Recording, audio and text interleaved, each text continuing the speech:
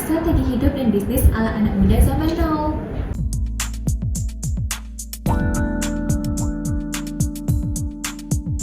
Dan ya, hari ini kita akan membahas tentang frugal living, yaitu alias gaya hidup hemat. Tapi tenang, ini bukan soal pelit ya. Nah, bener banget. Frugal living juga sekarang lagi banyak loh dibahas, apalagi di tengah ekonominya lagi nggak pasti. Contohnya kayak inflasi yang naik, terus juga harga pokok yang lagi tinggi. Nah, karena masalah ini nih, orang-orang jadi sadar gimana sih cara mengatur pengeluaran yang betul.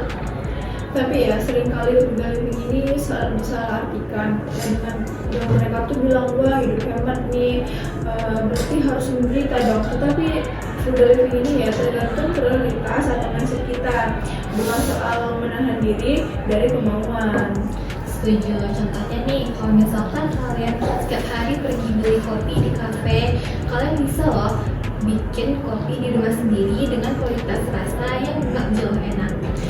Selisih harganya juga kalau ditabung bisa loh untuk dana darurat atau juga dana untuk usaha kecil-kecilan. Nah, juga frugal living ini cocok buat mahasiswa ya, apalagi Gen Z nih yang pengen financial freedom lebih cepat, kayak daripada beli barang yang kayak FOMO atau ikutan itu, mending dialokasikan buat kepentingan yang lebih dibutuhkan. Intinya sih, frugal living ini bukan cuma soal ngirit, tapi kita juga bisa belajar nih gimana sih cara membedakan pengeluaran yang konsumtif dan juga pengeluaran yang penting. Nah, ngomong-ngomong ya Wi, dari tadi kan kita udah bahas nih tentang frugal living ya kan. Menurut Via, apa sih frugal living dari pandangan ajaran Islam gitu? Wah, pembahasannya menarik nih, apalagi dalam Islam, hidup hemat itu sangat dianjurkan loh. Rasulullah SAW sendiri juga ngajarin kita untuk hidup tidak berlebihan dan jangan berlebihan. Iya, bahkan di dalam Al-Quran itu ada ayat yang bilang Allah itu gak suka nih sama orang yang mubazir atau berlebihan. Jadi hemat itu sebenarnya bagus ya kan ya? Bener banget, hemat di sini bukan tentang kikir ya, tapi kita juga bijak dan bertanggung jawab dari yang Allah titipin. Malah kalau misalkan niatnya baik, frugal living ini juga bisa loh dijadiin ibadah. Wah, keren ya. Jadi selain bermanfaat untuk mengatur keuangan kita, frugal living ini juga selaras nih dalam nilai agama kita. Kamu sendiri punya nggak tips frugal living, Ca? Punya dong tipsnya. Yang pertama itu tuh ada, kita tuh harus bikin catatan tentang pengeluaran keuangan kita nih. Yang kedua, kita tuh bisa pilih benda, apakah itu dia penting untuk kita beli sekarang atau enggak nih. Dan yang ketiga itu ada, jangan malu pakai barang pre-love atau diskonan.